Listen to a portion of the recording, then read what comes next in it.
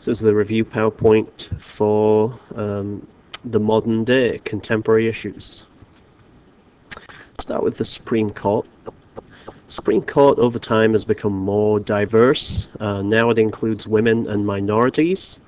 A couple of pictures for you. This is the Supreme Court round about 1900, and if you're observant, or even if you're not observant, you can see it's 9 old white men. The modern day Supreme Court is much more diverse. You can see it has 3 women and African-American Clarence Thomas. So we have Sandra Day O'Connor, who was the first Supreme Court woman, first Supreme Court Justice who was a woman, Ruth Bader Ginsburg right here, and Clarence Thomas.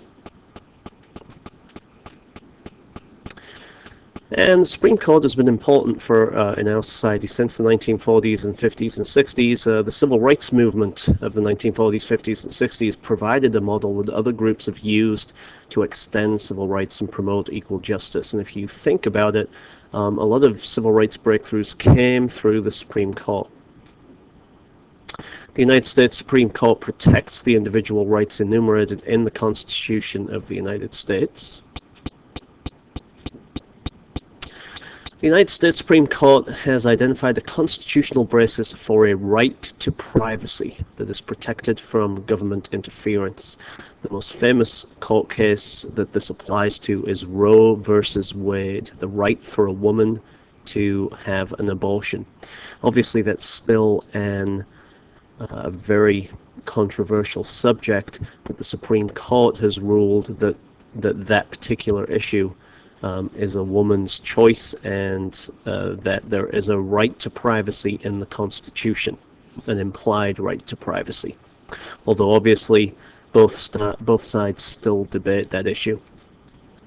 The United States Supreme Court invalidates legislative acts and executive actions that the justices agree exceed the authority granted to the government officials by the Constitution of the United States.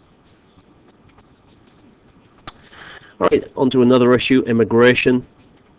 Immigration to the U.S. has increased from many diverse countries. So if we go back in time to, say, the 1700s, most of our immigrants were from Europe and Northwest Europe. And then, of course, you have new immigration in the late 1800s. If you look at like recent immigration in the last 20, 30, and 40 years, what we see is an increase in immigrants from Latin America and Asia. And you can see this on this pie chart, that the two biggest slices of the pie chart show Hispanic immigration at 47% and immigration from Asia and Oceania, which is 31%. Well, immigrants have always came for the same reasons, really, have always come for the same reasons. Political freedom, economic opportunity. Now, we have always had issues with immigration in this country. If you go back to the 1840s, we had issues with the Irish and the Germans who came over. In the late 1800s, it was Southern and Eastern Europeans and the Chinese. Today, we have other issues related to immigration policy. A lot of people see immigrants, especially illegal immigrants, as placing a strain on government services. Immigrants have always, and to this day, do the jobs that other Americans don't want to do. So a lot of immigrants fill low-paying jobs in the United States. Not all of them, but a lot of them. There are border issues, particularly to our south. So there are several states and several politicians that want to build a wall, for example, between Mexico and the United States. And there are some people who would like to legitimize the people who are here already who are not citizens. So some people are here illegally, and some politicians would like to give their children a chance to become citizens. One issue in schools is what to do with kids who can't speak English. And the issue here is ESL programs, bilingual education. One of the positives, of course, of recent immigration from different areas of the world is that it has increased America's cultural diversity.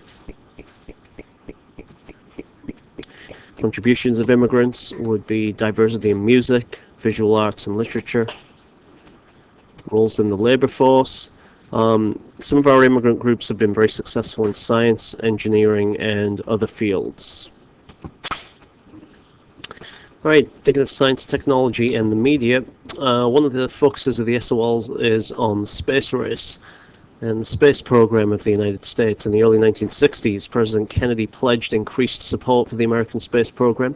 The race to the moon continued throughout the 1960s. U.S. astronaut John Glenn was the first American to orbit the Earth.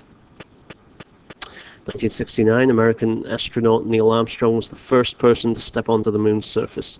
He proclaimed, "That's one small step for a man, one giant leap for mankind." And Sally Ride was the first female astronaut. We've lived in a time of incredible technological changes. Over the past 3 decades, improved technology and media have brought about better access to communication and information for businesses and individuals in both rural and urban areas. As a result, many Americans have access to global information and viewpoints at the click of a mouse or at the touch of a button on your phone. Examples of some of the technological advances: space exploration, the Space Shuttle, the Mars rover, Voyager missions in space, the Hubble telescope, communications advances, especially cellular devices, satellites, and GPS systems, and personal communication devices, and robotics. Changes in work, school, and healthcare. A lot of people now work from home. This is called telecommuting. This is what this guy's doing right there.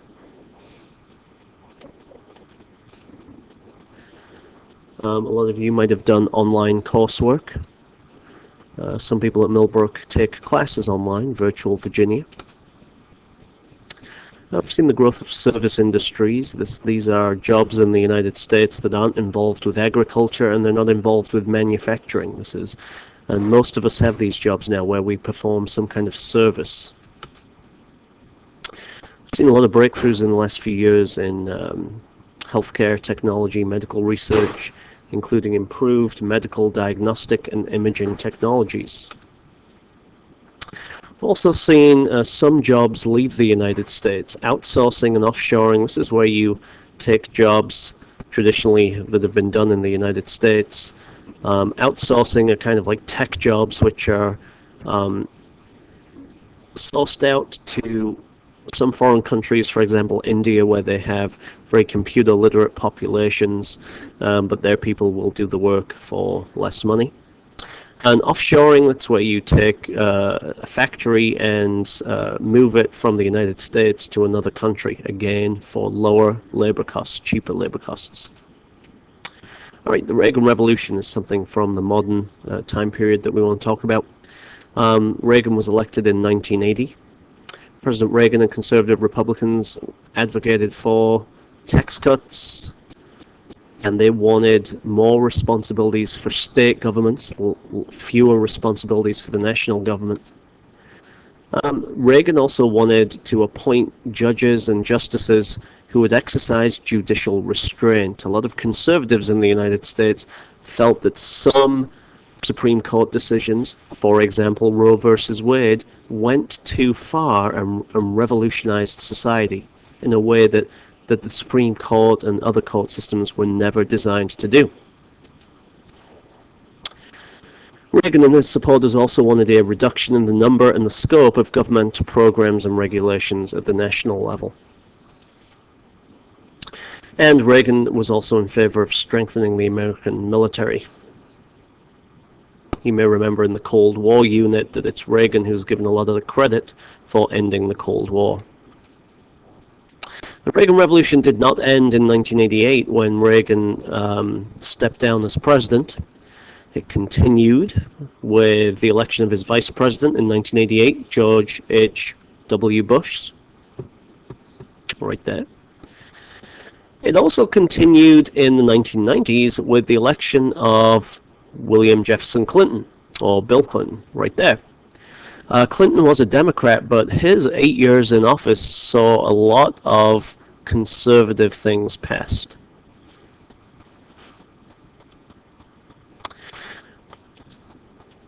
In 1994, Republicans swept the Senate and the House of Representatives.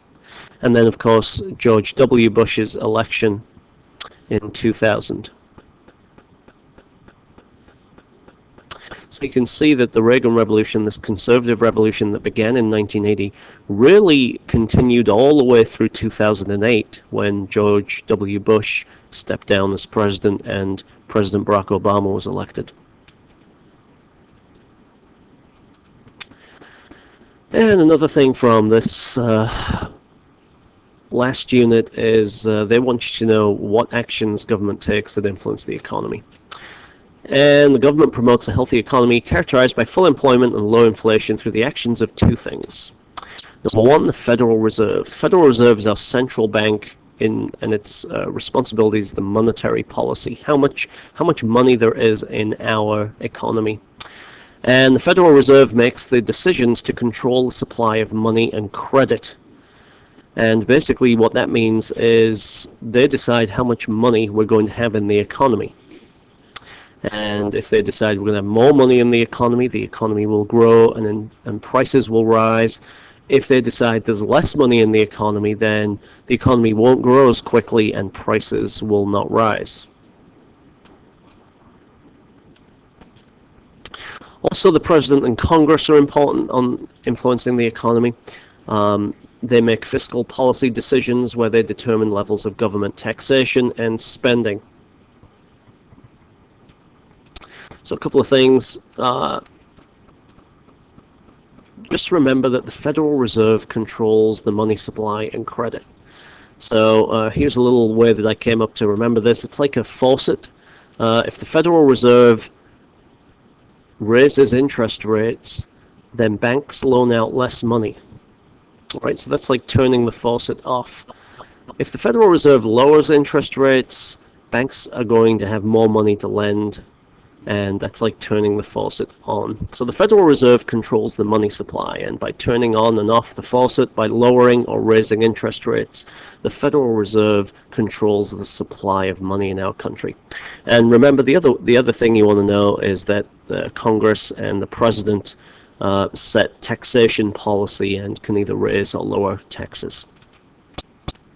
And the last thing here in this unit is the U.S. responses to terrorism.